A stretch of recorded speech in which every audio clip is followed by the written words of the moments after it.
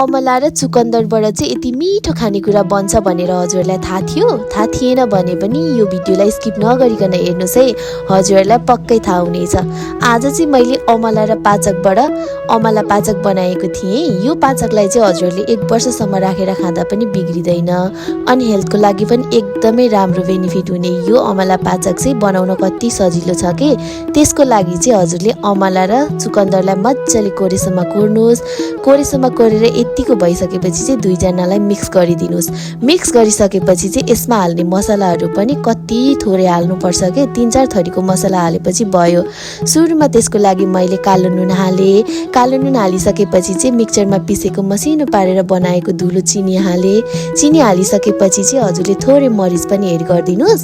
मरिच हालिसकेपछि चाहिँ सुप र जिरालाई पिसेको धुलो पनि यसमा हाल्नुपर्ने हुन्छ। त्यो धुलोलाई हालिसकेपछि चाहिँ हजुरहरूले यो सबै मिक्सचरलाई मजाले मिक्स गरिदिनु होला। हातले मुस्दा पनि भयो।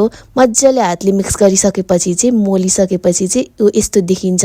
यसरी मोलिसकेपछि हजुरले यसलाई मजाले घाममा सुकाइदिनुहोस् 3-4 दिन, अनि रेडी हुन्छ।